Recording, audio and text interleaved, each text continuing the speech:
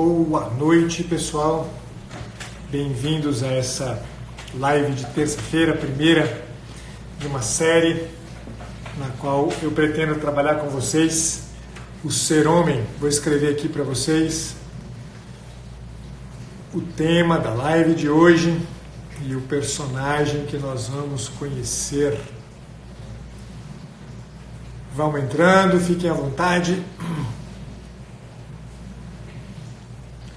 A gente já começa.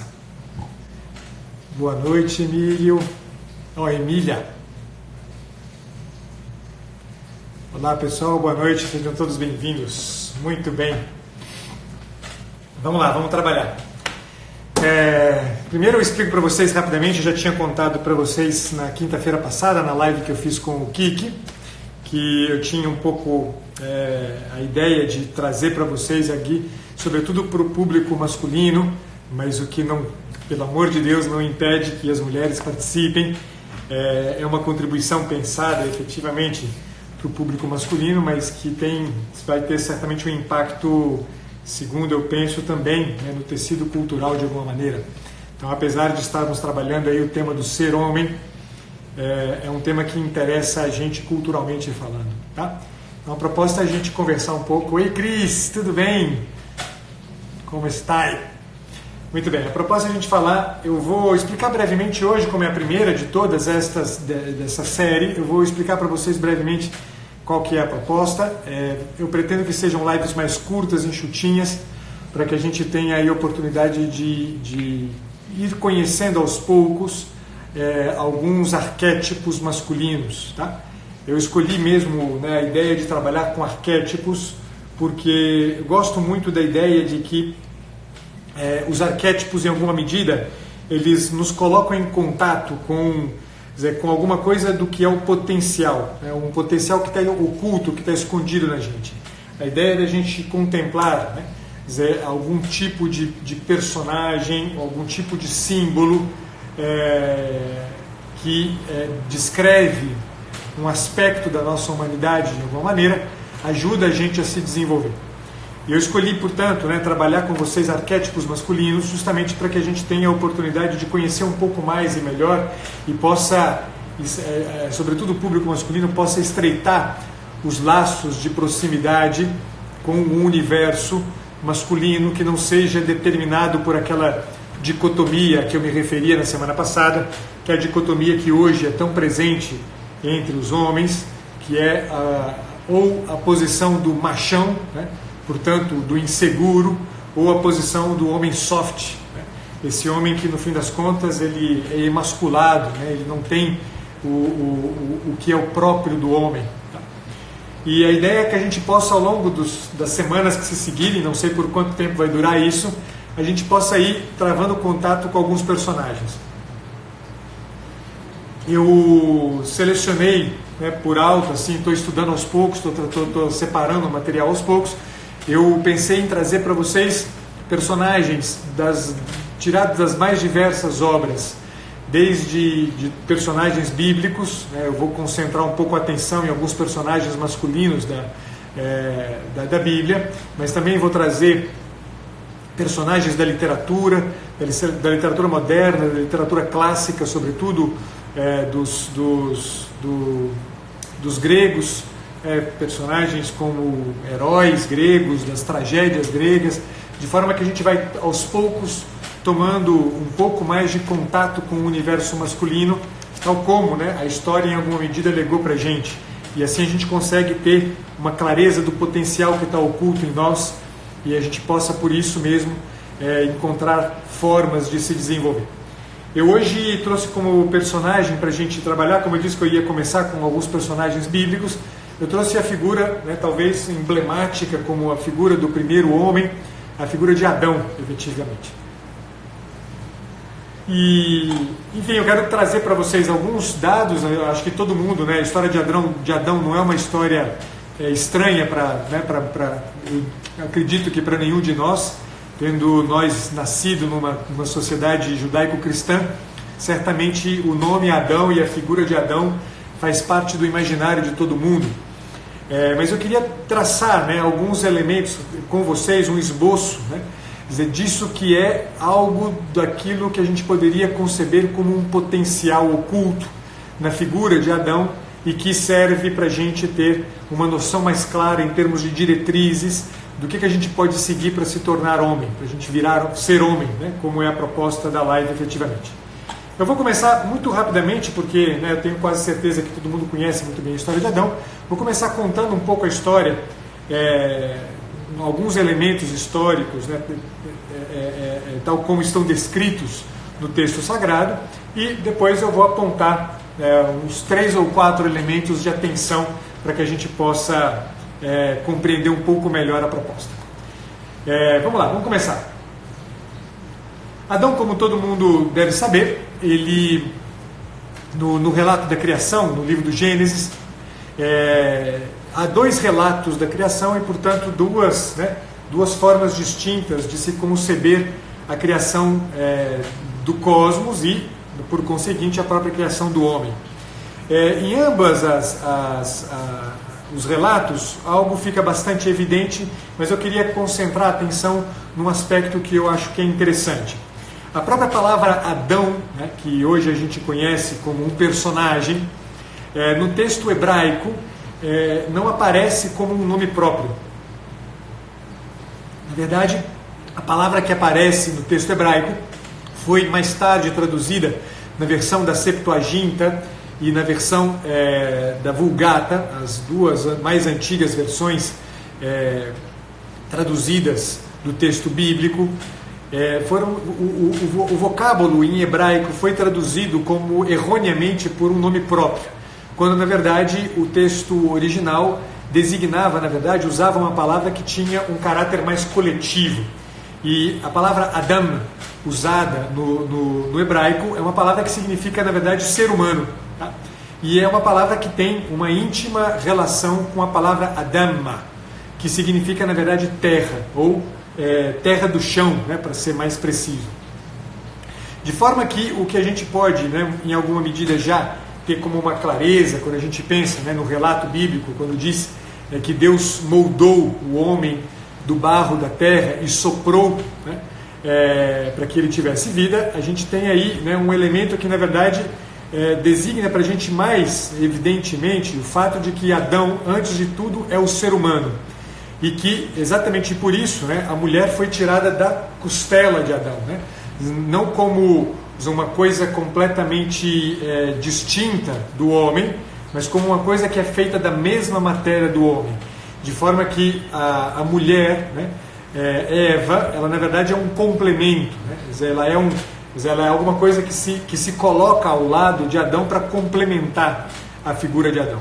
Então a gente já tem, né, pelo menos 2 elementos importantes aqui quando a gente pega o relato bíblico da criação do homem, né? A ideia de que ele é criado do barro, né? Criado da terra, do chão da terra, e o elemento justamente, né, de complementaridade que está em jogo quando a gente concebe a ideia de Adão antes como o ser humano. Essa ideia, né, vamos começar com a primeira de todas as ideias, que é muito interessante, porque Adão, ele se origina da terra e Adão tem o seu fim na terra. Mas não só isso, né? Adão, depois da queda, é convocado, né, a trabalhar a terra. É convocado justamente a ganhar o seu sustento com o suor do próprio rosto, o suor que ele o suor que nasce do seu empenho, do seu trabalho sobre a terra, trabalhar a terra. Então a relação do homem com a terra é uma relação muito importante, né? A relação de Adão com a terra é muito importante.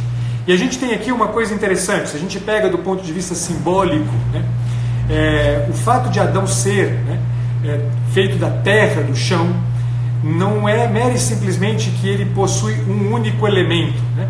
Simbolicamente falando, né, o barro de que é feito Adão é a junção da terra com a água. Mas também isso não é suficiente, porque Adão não é completo porque tem terra e água. Ele é completo porque ele recebe o sopro, mas não é qualquer sopro, é o ruá, né? Em hebraico, o sopro que é inspirado nas narinas de Adão é o ruá. Ruá é o sopro cálido, é um sopro quente de Deus. Portanto, é ar e é calor ao mesmo tempo. Portanto, Adão, ele é composto dos 4 elementos. Então, ele é completo, né? Quer dizer, ele é um retrato do cosmos, ele é um microcosmos, a gente pode dizer. Então, ele é um detalhe do cosmos, mas que possui dentro de si todo o cosmos. Mas, sobretudo, possui, quer dizer, do cosmos o aspecto mais importante de todos, que é também o elemento do divino, que confere vida para esse conjunto de elementos. Esse conjunto de elementos não é que somado, né, ele gera vida do nada, né, ex nihilo. Ele gera vida porque tem algo do divino, né, que é inspirado no homem. E além de tudo, ele é feito como imagem e semelhança.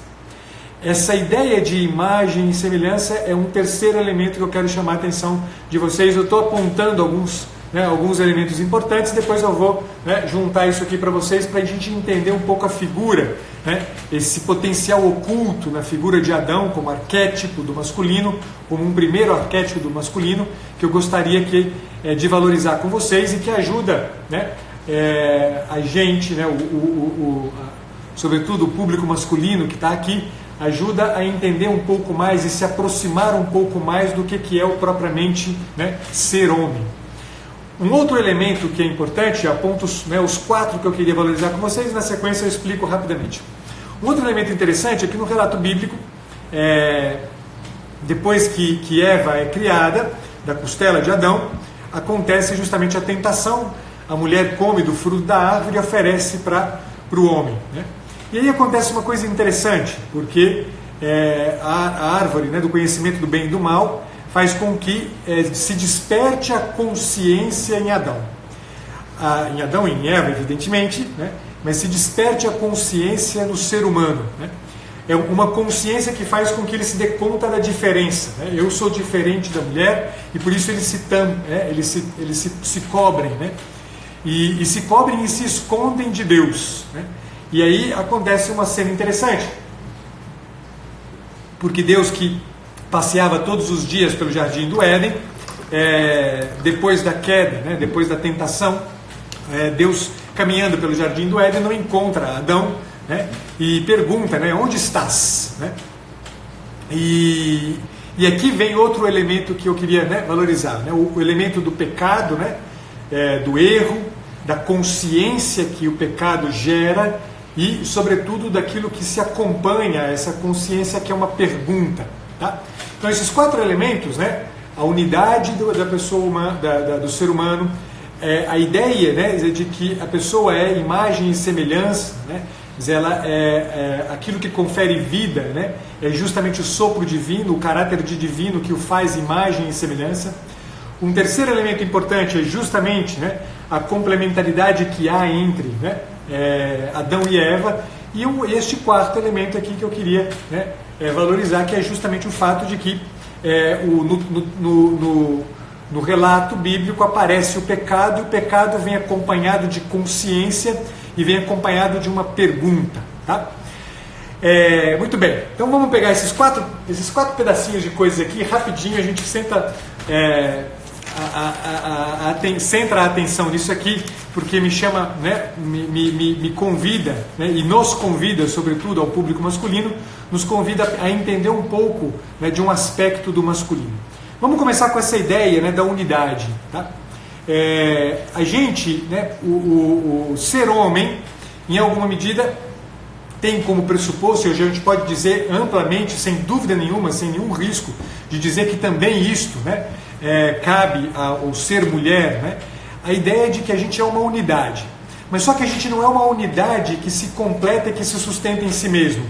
Eu não consigo me manter por mim mesmo. Para que eu consiga ficar de pé, o homem, para que consiga ficar de pé, porque ele é barro, ele é terra, ele se origina do chão da terra, e para o chão da terra ele há de retornar, e o chão da terra ele deve trabalhar. Quer dizer, se não há, né, se não se concebe que a unidade é uma unidade que é sustentada não por força, por uma força que parte de si mesmo, mas por um relacionamento com o segundo elemento importante na nossa conversa, um relacionamento com o sagrado, um relacionamento com o sagrado que no caso do relato bíblico de Adão, né, aponta para a gente uma característica importante, porque o relacionamento com o sagrado também é algo de uma vocação. O homem é chamado a ser imagem e semelhança. Ele é criado à imagem e semelhança, mas ele não se sustenta por força sua, única e simplesmente, nesta imagem e semelhança. Ele precisa imitar a Deus, ele precisa, em alguma medida, copiar aquilo que Deus é. Né? E pode parecer estranho isso, ele precisa se tornar algo como Deus é. Né? Evidentemente, né, não se trata de um tornar-se como Deus, substituindo a Deus, porque isso é soberba e esse foi justamente o pecado. Mas se trata de um tornar-se como Deus, imitando a Deus. E imitando a Deus em que aspecto? Em pelo menos 2 aspectos fundamentais. E que no caso do masculino são 2 aspectos muito importantes. O aspecto do trabalho, trabalhar como Deus trabalha. Deus é o incansável trabalhador, ele não para de trabalhar. E o aspecto da criatividade. Deus, ele é criativo, ele é constantemente criativo, ele é incansavelmente criativo. Né?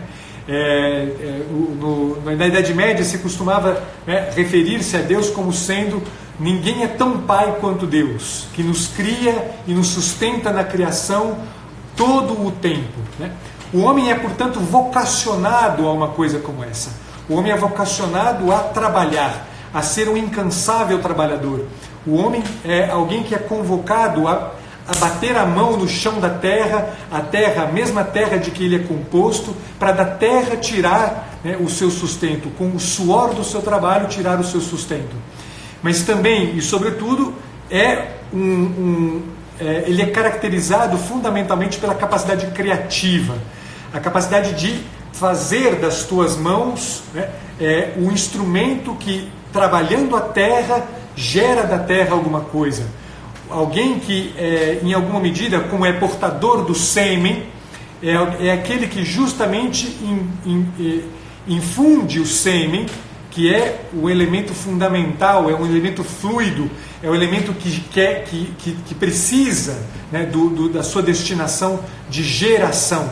Né? Então, esses 2 elementos da criatividade, o elemento, quer dizer, do trabalho, eles se unem intimamente ao aspecto de unidade. Né? O homem como unidade não é uma unidade, repito, que se sustenta em si mesmo. É uma unidade que só se sustenta na medida em que responde à vocação para ser homem, para ser, portanto, incansável trabalhador e para ser, portanto, criativo. Mas, e aí vem, né, um outro elemento importante, algo desta unidade também precisa que encontre o elemento de complementaridade. Sem um complemento, a unidade não se faz. O homem sem a mulher, ele não é alguém que está completo. Quer dizer, a mulher completa o homem. A mulher traz para o homem aquilo que lhe falta, aquilo que é o diferente, aquilo que o que em alguma medida, dizer, são as lacunas, né, que faltam ao homem, né? Aquela costela que falta ao homem, ela precisa estar diante do homem. Não há, e é interessante, né, já usaram essa imagem algumas vezes, por mais que do ponto de vista teológico, exegético, não seja uma interpretação lá muito feliz, mas não deixa de ser significativo, né, que Deus não arranca, né, um osso do pé de Adão, né, nem arranca um osso da cabeça de Adão, né, ele arranca um osso da costela, né, quer dizer, de forma que não há entre Adão e Eva superioridade ou inferioridade. Há, na verdade, né, um elemento de justiça entre eles. Há entre os dois complementaridade. Quer dizer, de forma que isso aqui é algo muito importante, porque eu dizia para vocês o problema, né, daquela dicotomia tão frequente entre nós, né, a dicotomia entre o homem machão e o homem soft, né. O homem machão normalmente é aquele que diminui, né? Quer dizer, por uma insegurança, evidentemente, ele diminui a mulher, né? Quer dizer, ele pisa na mulher porque, quer dizer, ele não pode se conceber como um semelhante à mulher. Então ele diminui, ele subtrai o valor da mulher, né? E o homem soft, na verdade, ele sobrevaloriza a mulher de tal maneira que ele se torna, né, emasculando-se, ele se torna uma mulher, né? Quer dizer, ele fica efeminado, né? Então não se trata de uma relação, né, de superioridade ou de inferioridade com relação à mulher, mas se trata de uma relação de complementaridade e, portanto, de semelhança. Uma semelhança que se completa, não é uma identidade, é uma semelhança que se completa. Um completa o outro. O quarto e último elemento, e eu vou mais rapidinho ainda, é exatamente esse elemento do pecado, e que é muito interessante, porque, e aqui eu vou trazer um conjunto de provocações para que, né, sobretudo o público masculino, pare para pensar sobre isso. Porque, vejam, entre Deus e Adão, né, antes do pecado original, havia, né, uma tal harmonia de convivência que Deus passeava todos os dias, né, no fim da tarde, passeava com Adão e Eva no paraíso, né, eles passeavam pelo jardim do Éden. Ou seja, havia, na verdade, entre eles uma profunda intimidade, né? Quando Adão, né, prova do fruto da árvore do conhecimento do bem e do mal, ele toma conhecimento do quê? Ele toma conhecimento do barro de que é feito. Ele toma conhecimento, portanto, do seu limite. Ele toma conhecimento do fato de que ele não é, né, como Deus é. Ele não é perfeito como Deus é. Ele não é divino como Deus é. Tudo aquilo que há nele, na verdade, né, de vida, é totalmente dependente de Deus. E aqui, né, o grande problema do pecado original, né, no relato bíblico, é justamente que o pecado original nada menos é do que o pecado da soberba, né, o pecado do querer tornar-se como Deus. Então, ao invés do homem querer ser, né, igual a Deus, não substituindo-o, na verdade o homem se arroga, né, soberbamente o direito de se colocar no lugar de Deus e de saber tanto ou mais do que Deus sabe. E esse pecado, né, traz para Adão um troço absolutamente novo. Traz para Adão a consciência. O erro, quando acompanhado da consciência, é um elemento muito importante. Quer dizer, quando a gente tem a consciência do nosso limite, quando a gente tem a consciência da nossa fraqueza, quando a gente tem a consciência das nossas vicissitudes, quando a gente tem a consciência do fato de que a gente é efetivamente dilacerado na carne pelo nosso erro, a gente pode fazer uma experiência que é como aquela que Adão experimentou logo depois do pecado, quando Deus, caminhando pelo jardim e não encontrando Adão, pergunta: Adão, onde estás? Essa pergunta é dirigida para a gente, né? Quer dizer, essa é uma pergunta que é dirigida para todos os homens, né? Falo para os homens em especial, mas eu diria tranquilamente que essa é uma pergunta, né, que certamente é dirigida a todo o gênero humano, né? Cada vez que a gente se depara com o próprio dilaceramento, cada vez que a gente se depara com a própria fraqueza, o próprio limite, o próprio erro, cada vez que a gente se depara com o barro de que somos feitos, a gente também, né, é dirigido a gente também a mesma pergunta: onde você está? Onde está aquele, né, que eu concebi como imagem e semelhança? Você ainda permanece plenamente em si mesmo? Ou você se afastou de si mesmo? Você é realmente aquilo que você nasceu para ser? Ou você começou a se tornar algo que não é aquilo para que você nasceu para ser? Ou seja, você abandonou a sua vocação, né, de imagem e semelhança. Ou seja, você abandonou a sua vocação para a perfeição, né? A vocação para a perfeição não é a vocação para ser Deus. A vocação para a perfeição é a vocação, no fim das contas, para ser aquilo para que eu fui feito. Perfeição vem de perfacere, né? É aquilo que foi feito para, né? O homem é perfeito quando ele está plenamente dentro daquilo para que ele foi feito. Você, homem, ele será perfeito quanto mais você estiver abraçando a tua vocação de imagem e semelhança, portanto, repito, de incansável trabalhador e de incansável criador, de portador da criação, de elemento que está o tempo inteiro enfrentando o caos. O lugar do homem é o lugar do caos, do colocar a mão no caos e transformar o caos. O lugar da mulher é outro lugar. O lugar da mulher é o lugar do acalento, da acolhida. E o do homem é do enfrentamento do caos, é da luta cotidiana. Isto aqui é, né, o chamado que em alguma medida Deus faz. Onde você está? Você continua em você mesmo? Você está cumprindo aquilo para que você foi feito? Quer dizer, quando Deus chama, né, Adão no Jardim do Éden, Ele chama a cada um de nós, homens, a nos colocarmos justamente naquela posição que é nossa. A posição da unidade, a posição do trabalho, a posição da criatividade, a posição da complementaridade, da necessidade da mulher para se complementar. Cada vez que a gente é chamado desta forma, por conta da consciência do nosso limite, e a gente só tem essa consciência, a gente só escuta esse chamado se a gente tem a consciência do limite, uma consciência que é despertada pelo erro, que é despertada pelo limite.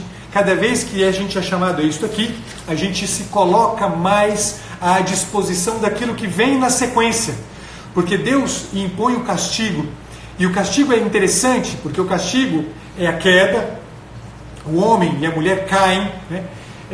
E é uma queda que é interrompida em que momento?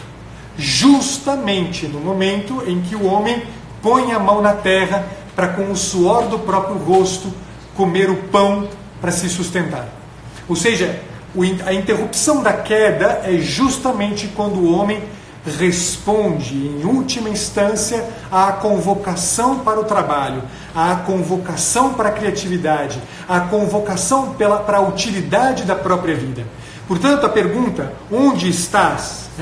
É a pergunta que é dirigida a cada um de nós, homens. Onde você está? Onde é que está a tua masculinidade? Onde é que está a tua hombridade? Onde é que está a tua força viril?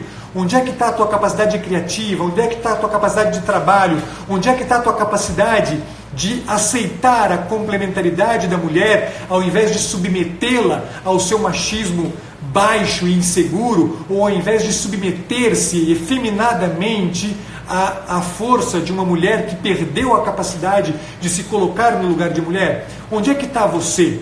Mas ao invés de ficar se queixando dos feminismos e do escambau, coloque-se no lugar do homem que tem essas 4 características fundamentais que Adão, em alguma medida, né, revela para a gente, estão ocultas na figura arquetípica de Adão e que ajudam você a se desenvolver como homem. Se você quer, portanto, ser homem, abraçando um pouco deste conjunto de características que o arquétipo de Adão ensina para a gente, aprenda estas 4 coisas fundamentais. Aprenda que você é uma unidade, mas uma unidade que não se sustenta sozinho. Uma unidade que precisa, inevitavelmente, de Deus. O mesmo Deus que em última instância, te vocaciona à perfeição. Perfeição que é entendida como criatividade, perfeição que é entendida como capacidade de trabalho. Essa mesma vocação te chama também a entender a mulher como semelhança que te complementa. E isto tudo vinculado a este chamado, a essa constante convocação do mistério da vida a cada um de nós, para que a gente, diante do nosso limite, do reconhecimento da nossa fraqueza, do reconhecimento do dilaceramento do nosso erro, a gente se recoloque no nosso lugar, se recoloque no caminho justamente de entender muito profundamente e suportar muito profundamente, suportar no sentido de aceitar muito profundamente a condição limitada de que somos feitos. Quer dizer, tal como Adão, chamado, convocado por Deus no Jardim do Éden, nós também somos cotidianamente convocados pelo mistério da vida, nas circunstâncias em que vivemos, a exatamente responder a esta pergunta: onde você está, homem? Ao invés de estar escondido atrás do seu machismo, ao invés de estar escondido atrás desse discurso politicamente correto, soft, do homem emasculado, do homem efeminado, que ao invés de se colocar como criativo, como trabalhador, como quem dá o sangue do próprio, que dá do próprio sangue, que derrama o suor do próprio rosto, para trazer o pão para a própria casa e para trazer o pão para si mesmo, Este chamado deve o tempo inteiro estar diante de nós como um chamado que nos coloca no lugar outra vez, que nos coloca na linha de interrupção da queda que cotidianamente a gente é levado. Homens, somos sim fracos, não daquela fraqueza que tão recorrentemente se costuma hoje em dia, nesse pensamento hipermoderno, trazer-se à tona. A nossa fraqueza é a fraqueza de termos sido feitos do chão da terra. Somos originados do chão da terra e à terra voltaremos. Ou seja, somos feitos de barro, somos feitos de limites, somos feitos de incapacidade. Abandone a tua soberba, abandone o teu orgulho, abandone a tua vaidade e aceite o fato de que você é limitado e precisa de um complemento, e precisa de um apoio que confere à tua vida a unidade. Você será tanto mais homem quanto mais aderir a esse fator irrenunciável da tua existência. O fator de uma humanidade dilacerada pelo próprio erro, uma humanidade dilacerada pelo próprio limite, uma humanidade dilacerada pela própria incapacidade. Não há problema em ser assim. O problema há em acreditar que isto aqui só é resolvido, só será resolvido por uma força que você não tem.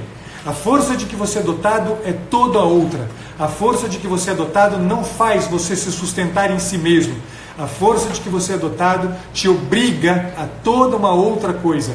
Te obriga ao trabalho e à criação. Te obriga a ser você aquele que interrompe a queda do gênero humano. Você é chamado a interromper a queda do gênero humano. Povo, era para ser meia hora, eu queria fazer exatamente meia hora, muito rapidinho, é uma contribuição para colocar vocês para pensar. Nas próximas lives eu vou trazendo sempre um personagem, como hoje eu trouxe Adão.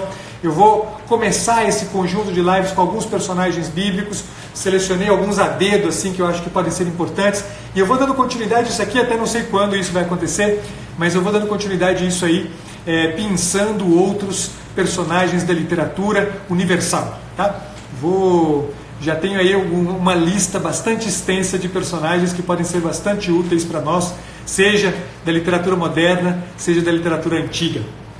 É isso, meu povo, agradeço enormemente os que estão aqui, peço aos que estão aqui, as mulheres que estão aqui, que convidem outros homens, convidem os maridos, os irmãos, os pais de vocês para participarem dessas lives, toda terça-feira às 21 horas, até que Deus me permita continuar fazendo, eu vou trazer aqui para vocês algum arquétipo de masculinidade importante.